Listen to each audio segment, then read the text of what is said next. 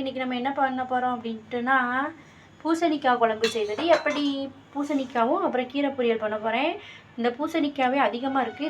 இதுலேயும் கொஞ்சம் வந்து பொரியல் வந்து பண்ண போகிறேன். சரிங்களா? இப்போ பாருங்கள், பூசணிக்காய் குழம்புக்கு தேவையானது, பொரியலுக்கு தேவையானதை நான் சொல்கிறேன். இந்த பூசணிக்காய்க்கு குழம்புக்கு பூசணிக்காய், வெங்காயம்ப்பா, பல்லாரி வந்து நான் தண்ணிக்குள்ளே போட்டு வச்சுருக்கிறேன். இந்த தட்டு நும்புற இருக்குது. இது வந்து இவ்வளோ பல்லாரி எதுக்கு அப்படின்னு கேட்டிங்கன்னா 3 இதுக்குமே நான் வச்சுருக்கேன். குழம்புக்கு தனி, குழம்புக்கு அப்புறம் பொரியல் 2 பொரியலுக்கும் சேர்த்து நான் வந்து வெங்காயம் நறுக்கியிருக்கிறேன். சரிங்களா? ஓகே. அப்புறம் வெங்காயம் எல்லாத்துக்கும் நறுக்க, தக்காளி பாருங்கள், தக்காளி நறுக்கி வச்சுருக்கிறேன். பூசணிக்காய் குழம்புக்கு பூண்டு லைட்டாக இடித்து வச்சுருக்கேன். இப்போ இது இடித்து தான்ப்பா நம்ம போடணும், அதனால் இடித்து வச்சுருக்கேன். இங்கே பாருங்கள், இது வந்து பொரியலுக்கு வந்து நம்ம எப்போதும் போல் எல்லார் வீட்லேயும் செய்கிற மாதிரி தான். தேங்காய், பச்சை மிளகா, அப்புறம் ஜீரகம், மஞ்சப்பொடி வேணுன்னா மஞ்சப்பொடி போட்டுக்கலாம். கீரை இதுக்கும் சேர்க்கறதுனால நான் வந்து மஞ்சப்பொடி சேர்க்கல. சரிங்களா? நீங்கள் வந்து அந்த நான் கூட்டு செய்யும்போது அந்த மஞ்சப்பொடி போட்டுக்கிடுவேன். இது வழக்கம் போல் தான். அப்புறம் கீரை பாருங்கள், முருங்கைக்கீரை பொரியல் நான் பண்ண போகிறேன். இன்றைக்கி வந்து பூசணி குழம்பு, முருங்கைக்கீரை பொரியல். ஓகேங்களா? அப்புறம் இது பாருங்கள், தேங்காய், இது பூசணி குழம்புக்கு தேங்காய் அரைச்சி வச்சுருக்கேன். இது என்னடா தேங்காய் வெள்ளை இல்லாமல் எப்படி ஒரு கலராக இருக்குது அப்படின்னு பார்த்தீங்கன்னா, நான் வந்து குழம்புல வந்து மிளகாயை போட்டால் எங்கள் வீட்டுக்காரர் வந்து சாப்பிட மாட்டார். அதனால் வத்தலை நல்லா வறுத்து அதை வந்து இதில் போட்டு இது தேங்காவையும் வத்தலையும் சேர்த்து அரைச்சிருக்கேன். அதனால் இந்த மாதிரி இருக்குது. சரிங்களா? ஓகே. இப்போ நம்ம பூசணி குழம்பு எப்படி செய்யலான்னு பார்க்கலாமா? பாருங்கள், பூசணி குழம்புக்கு புளி தண்ணி இருக்குது. இப்போ மறந்துட்டேன்ப்பா சொல்ல. புளி தண்ணியும் நம்ம வந்து வச்சுக்கணும். பாருங்கள், தேங்காய் எண்ணெய் ஊற்றிருக்கேன் நான் பூசணி குழம்புக்கு. சரிங்களா? தேங்காய் எண்ணெய் ஊற்றினா கொஞ்சம் நல்லாயிருக்கும். சரிங்களா? அப்புறம் இதில் என்ன போட போகிறேன்னா, கடுகு போட்டு தாளித்து, நான் முதல்லையே தாளிச்சிருவேன். கடுகு, உருட்டு பருப்பு, உருட்டு உளுந்தெல்லாம் போட்டுருவேன். நான் முதல்லையே தாளிச்சுறதுனால நான் எப்போயுமே எல்லா குழம்புக்குமே முதலே தாளிச்சிருவேன் நான். சரிங்களா? ஓகே. இதுக்குள்ளே போட்டாச்சுங்களா? இப்போ அடுத்து கருவேப்பிலை போட போகிறோம். நல்லா மணக்குங்க. தேங்காய் எண்ணெய் அப்படின்னு அந்த ஸ்மெல்லு வந்து அப்படியே நல்லா சூப்பராக மணக்குது.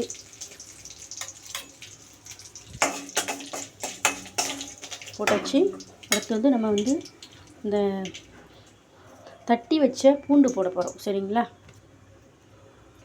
இங்கே பாருங்கள், பூண்டு தட்டி வச்சுருக்கோம் இல்லையா, அதை வந்து நம்ம போடுறோம். அதை போட்டு கொஞ்சம் லைட்டாக வதக்கிட்டு அப்புறம் நம்ம வந்து வெங்காயம் அதெல்லாம் போட்டுடலாம். சரிங்களா? வெங்காயத்தை போட்டு நல்லா வதக்கிட்டு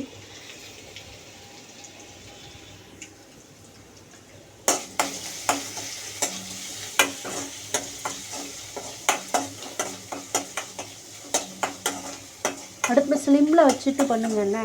அடுப்பில் ஸ்லிம்மில் வச்சு பண்ண, அதிகமாக நம்ம வச்சுட்டோம்னு வச்சுக்கோங்களேன், கருவி போயிடும். இப்போவுமே வந்து அந்த பருப்புடைய நிறம் வந்து நமக்கு மாறிடுச்சு. ஸ்லிம்மில் வச்சுருக்குறோம். ஓகேங்களா?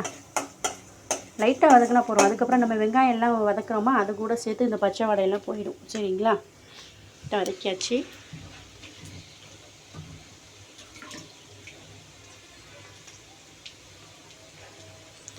பாருங்கள், ஒரு கைப்பிடி வெங்காயம், பல்லாரி வந்து நம்ம நறுக்கி வச்சுருக்கோம், அதையும் சேர்த்துடலாம். இப்போ நம்ம வந்து அடுப்பை வந்து கொஞ்சம் அதிகமாக வச்சுக்கலாம்.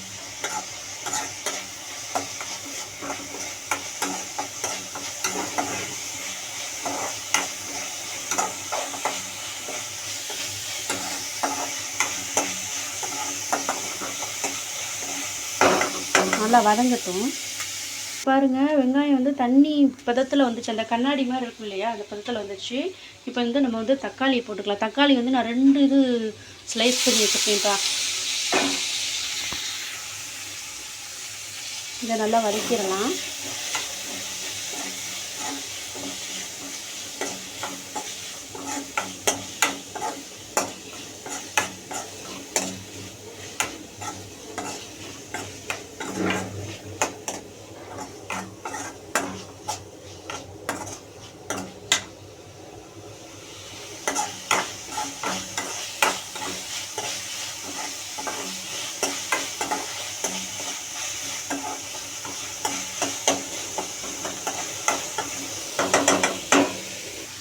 பாருங்கள், இதில் வந்து மஞ்சப்பொடி வந்து போட போகிறேன். லைட்டாக போட்டால் போதும். இது லைட்டாக போட்டாலே அதிகமாக பிடிக்கும் மஞ்சப்பொடி. சரிங்களா? கொஞ்சோண்டு போட்டு நல்லா வதக்கிட்டு உப்பு போட போகிறோம். உப்பு வந்து நம்ம வந்து அந்த இது வேக வச்சோம்ல, பூசணி வந்து வேக வைக்கும்போது நம்ம உப்பு போடலை, அதனால் நம்ம இதில் வந்து உப்பு சேர்த்துக்கலாம். சரிங்களா? நம்ம பூசணி வந்து லாஸ்ட்டாக தான் நம்ம சேர்க்க போகிறோம். ஏன்னா அது நல்லா வெந்துருச்சு. இதில் போட்டு இது என்னன்னா குழு குழு குழுன்னு ஆகிடும், அப்புறம் வந்து நல்லா இருக்காது. சரிங்களா? இங்கே பாருங்க உப்பு அவ்வளோதாங்க. இவ்வளோதான் நம்ம உப்பு போடுவோம். இதுக்கு மேலே உப்பு போட்டால் உப்பு ஜாஸ்தி ஆகிடும். உப்பு வந்து கம்மியாக இருந்தாலும் பரவாயில்ல, ஜாஸ்தி ஆகிடக்கூடாது.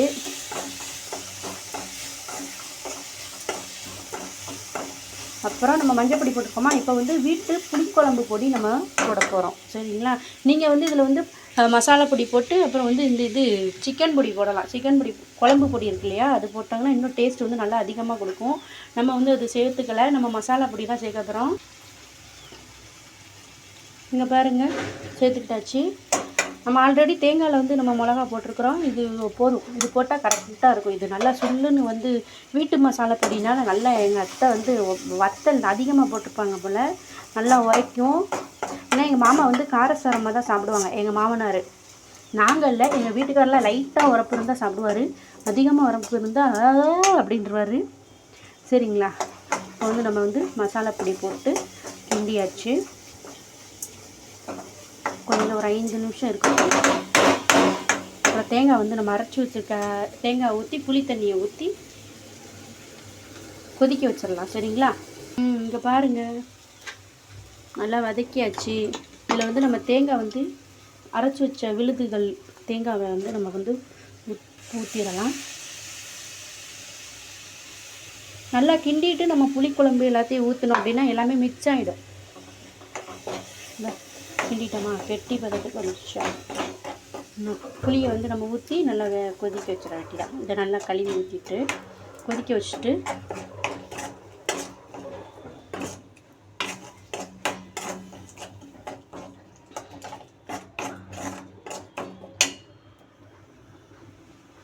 பாருங்கள், தேங்காய் வந்து ஊற்றியாச்சு. இங்கே பாருங்கள், தேங்காய் கழுவி இதில் ஊற்றுறேன். என்னடா தேங்காய் கழுவி இப்படி இருக்குன்னு நினச்சிடாதீங்க, நம்ம புளித்தண்ணியை தான் ஊற்றிருக்கேன். பச்சை தண்ணி ஊற்றாமல் புளித்தண்ணி வந்து நம்ம மிக்சியில் போட்டு ஊற்றி கழுவி இந்த பாருங்கள், இதை தான் ஊற்றுறேன். உங்களுக்கு காமிக்க கூட செய்கிறேன். இதை அப்படி கழுவி ஊற்றிடுது. பச்சை தண்ணி பதில் நம்ம இதை ஊற்றிருக்கிறோம். சரிங்களா? நம்ம ஆப்ஷனல் தான் இது வந்து இப்போ டேரெக்டாக புளியை ஊற்றினாலும் ஓகே, தண்ணி ஊற்றினாலும் ஓகே. நமக்கு வந்து புளித்தண்ணிலே வந்து குழம்பு வந்து வச்சுக்க முடியாது, கொஞ்சம் கட்டியாக தான் இருக்கும். நம்ம தண்ணியும் வந்து நமக்கு தேவையான இது வந்து நம்ம ஊற்றிக்கலாம். சரிங்களா?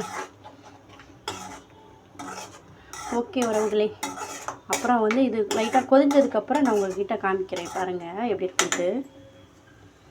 இங்கே பாருங்கள், நல்லா கொதிச்சிருச்சு. இப்போ நம்ம வந்து பூசணிக்காயை வந்து அதில் மிக்ஸ் பண்ண போகிறோம். இங்கே பாருங்கள், ஏன்னா நம்ம வந்து ஏன் லாஸ்ட்டாக சேர்க்குறேன் அப்படின்னா, நான் வந்து வேக வச்சு தான் போடுறேன். நீங்கள் வந்து வதக்கி போடலாம். நம்ம தக்காளி வெங்காயம் எல்லாம் வதக்குறோம் இல்லையா, அந்த டைமில் வந்து நீங்கள் வதக்கி கூட போடலாம்.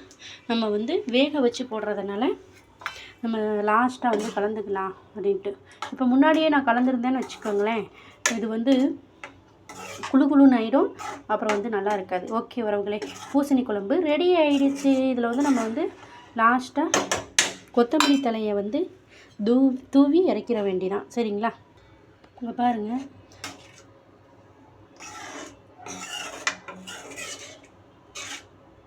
ஓகே, நான் கொத்தமல்லி மட்டும் போட்டு இறக்கிடலாம். இங்கே பாருங்கள், கொஞ்சோண்டு போட்டிருக்கேன். சும்மா வந்து ஷாம்பிள் தான், அடிஷ்னல் தான். சரிங்களா? போட்டாச்சு, அவ்வளோதான். இப்போ இதை இறக்கிற வேண்டியதான். நல்லா குளிச்சிருச்சு. அடுத்து வந்து நம்ம கீரை பொரியல் செய்வது எப்படி அப்படின்ட்டு பார்க்கலாம்.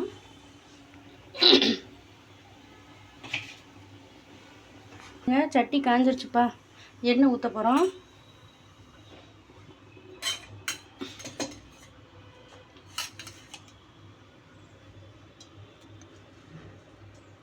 அவ்வளோதாங்க, எண்ணெய் ஊற்றியாச்சுங்க.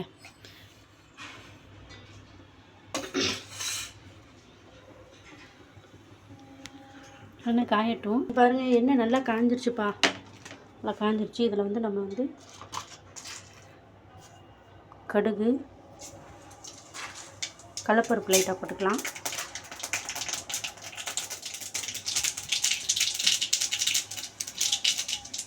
2 வத்தல் போட்டாச்சு. ஏன்னா நம்ம அதில் வந்து மிளகா சேர்த்துருக்கோம்ல, தேங்காயில் வந்து நம்ம மிளகா சேர்த்துருக்குறோம். இது நல்லா வறுத்ததுக்கப்புறம் பாருங்கள், இதுக்கு மேலே கருகிரும். இப்போ நம்ம இதில் வந்து பல்லாரி வந்து சேர்க்க போகிறோம். சரிங்களா?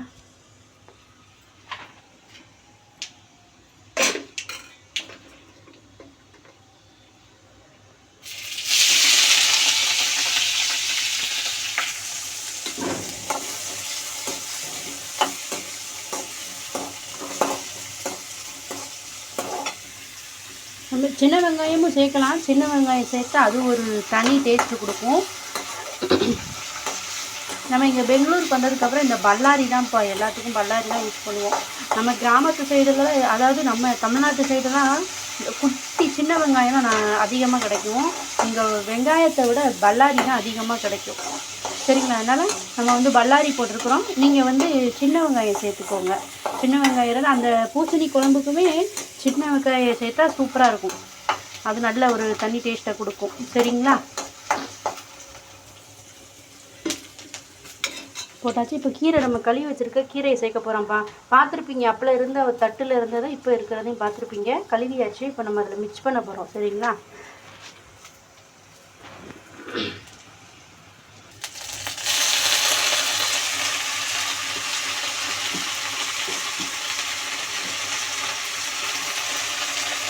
கிண்டுனா கொஞ்சமாயிடும். இது வந்து 60 ரூபாப்பா. 3 கீரை, குட்டி குட்டி கீரை தான். ஒரு கீரை 20 ரூபா. அப்போ 3 கீரை 60 ரூபா. 10 ரூபா கம்மி பண்ணி 50 ரூபாய்க்கு கொடுத்தாங்க. நேற்று நம்ம மார்க்கெட்டுக்கு போனோமா, நேற்று கோயிலுக்கு போனோம். கோயிலுக்கு போயிட்டு வர வழியில் கேஆர் மார்க்கெட்டுக்கு போனோம். கேஆர் மார்க்கெட் போயிட்டு அங்கே போய் இது வாங்கினோம். அங்கே வந்து கம்மி ரேட்டாக கொடுத்துருந்தாங்க. இதெல்லாம் காமிக்கிறேன். நேற்று வாங்குறது அதை தனியாக அவங்களுக்கு காமிக்கிறேன். இவ்வளோதாங்க கீரை. கீரை வந்து இன்னும் வந்து வேக வேண்டியதான். உப்பு போட்டு, உப்பு வந்து நம்ம கீரைக்கு வந்து எப்பயுமே உப்பு வந்து லாஸ்ட்டாக தான் போடணும். காவேக்காடுன்னு சொல்லுவாங்க இல்லையா, அந்த டைமில் தான் போடணும். நம்ம கீரை வந்து இப்படி தான் பொரிப்போம்ப்பா. இது வெந்ததுக்கப்புறம் நம்ம நறுக்கி வச்சுருக்க எல்லாருமே நம்ம நறுக்கி அரைச்சி வச்சுருப்போம்ல, அந்த தேங்காவை வந்து மிக்ஸ் பண்ணி முடிச்சிட வேண்டியதாங்க. ஓகேங்க, கீரை பொரியலும் ரெடி. இருங்க நான் காமிக்கிறேன். ஓகேங்களா? வெந்ததுக்கப்புறம் காமிக்கிறேன் உங்களுக்கு. இங்கே பாருங்கள், காவேக்காடு வந்துச்சுப்பா. நிறையா போட்டோமா, வதங்க குட்டி ஆயிடுச்சுங்க.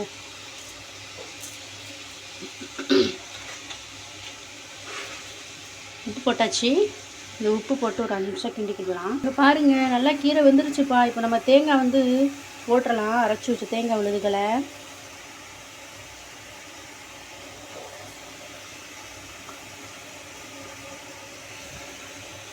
போட்டாச்சுப்பா. தேங்காய் இதை கிண்டி எடுத்துட்டா கீரை பொரியல் ரெடி.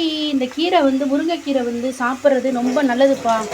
கீரை வகைகள்னாலே இது நல்லது. இது முருங்கைக்கீரை வந்து தனி ஒரு இது என்ன சொல்கிறேன்றா, இரத்த நாளங்கள், நமக்கு ரத்தம் இல்லை அப்படின்னா இந்த முருங்கைக்கீரை சாறு நம்ம காலையிலேயே வெறும் வயிற்றுல சாறு எடுத்து குடிக்கலாம்.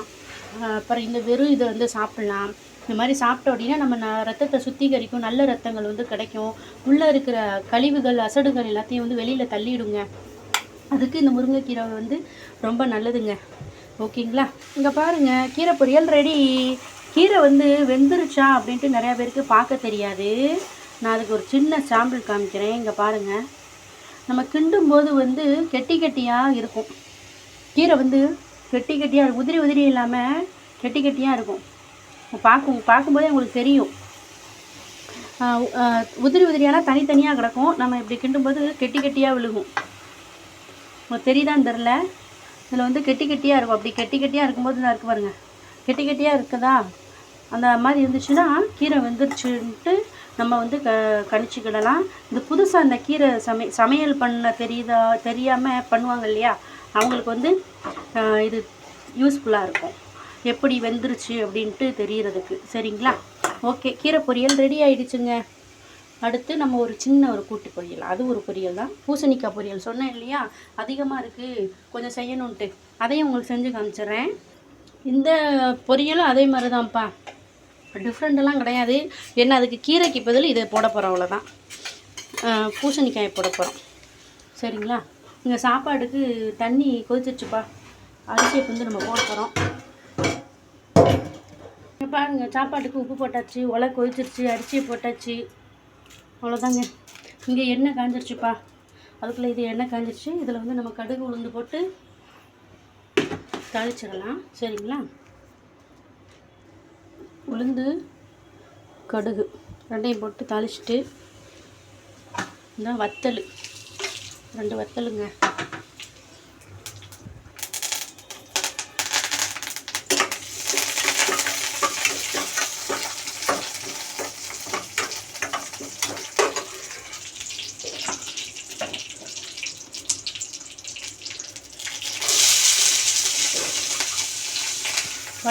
பல்லாரி போட்டாச்சு. நல்லா வதங்கினதும் நம்ம வந்து இந்த பூசணிக்காயை போட்டு அந்த தேங்காய் விழுதுகளை போடலாம். நீங்கள் தேங்காய் அரைக்கிறதுக்கு பதில் இந்த மாதிரி வதக்கி தாளிச்சிட்டு அதில் வந்து பூசணிக்காய் போட்டுட்டு அதில் சிக்கன் பொடி வந்து நீங்கள் போட்டுக்கலாம்ப்பா. சிக்கன் பொடி, மட்டன் பொடி அந்த மாதிரி வந்து போட்டுக்கலாம். தேங்காய் சேர்க்காம. நம்ம தேங்காய் சேர்க்குறதா இருந்தால் அது சேர்க்க வேண்டாம். அது தேங்காய் சேர்த்தும் அந்த பொடியும் சேர்க்கலாம். அது ஒரு டேஸ்ட்டு கொடுக்கும். நம்ம வந்து தேங்காய் இல்லாமல் வந்து பூசணி வந்து நம்ம இந்த மாதிரி பண்ணுறோம், கூட்டு மாதிரி பண்ணுறோம் அப்படின்னா அதில் வந்து நம்ம வந்து அந்த பொடியை மிக்ஸ் பண்ணோன்னு வச்சுக்கோங்களேன், டேஸ்ட்டு சூப்பராக இருக்கும். நம்ம உருளைக்கிழங்குலாம் அது மாதிரி செஞ்சுருப்போம். அது மாதிரி பூசணிக்காய்க்கும் நம்ம செய்யலாம். இப்போ பூசணிக்காய் கூட்டு வைக்கும்போது ரசம் வச்சு சாப்பிட்லாம். அதெல்லாம் நல்லாயிருக்கும். ரசம், மோர் குழம்பு அந்த மாதிரி இதுக்கு வந்து பூசணிக்காய் கூட்டு வச்சு சாப்பிடும்போது நல்லாயிருக்கும்.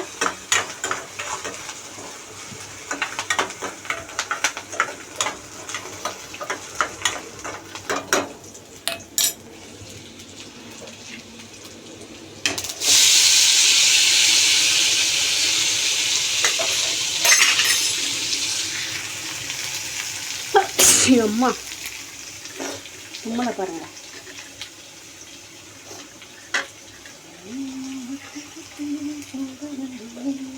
நம்ம வீட்டில் பூசணிக்காய் செஞ்சு ரொம்ப நாள் ஆச்சுப்பா. ரீசெண்டாக போன 2 நாளுக்கு முன்னாடி வந்து செஞ்சேன்.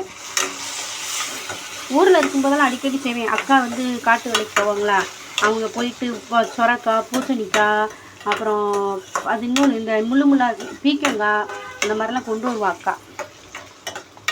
கீரை இங்கெல்லாம் கீரை, கருவேப்பிலை எதுவாக இருந்தாலும் துட்டு தான்ப்பா. துட்டு இருந்தால் நம்ம எல்லாமே வாங்கிக்கலாம். ஓகேங்க, இதில் தாங்க பூசணி பொரியல் ரெடி. இல்லை தேங்காய் மட்டும் நம்ம மிக்ஸ் பண்ண போகிறோம். சரிங்களா? தேங்காய் மிக்ஸ் பண்ணிவிட்டா முடிஞ்சு போச்சு. இப்போ பாருங்கள், இது ஆல்ரெடி நம்ம அந்த கீரைக்கு போட்டோம் இல்லையா, கீரைக்கு அதுக்கு நான் முன்னாடியே சொல்லியிருப்பேன், எல்லாத்துக்கும் சேர்த்து அரைச்சி வச்சுருந்தேன்ட்டு. இப்போ இதை மிக்ஸ் பண்ணிட்டோன்னா இந்த பொரியலும் ரெடி.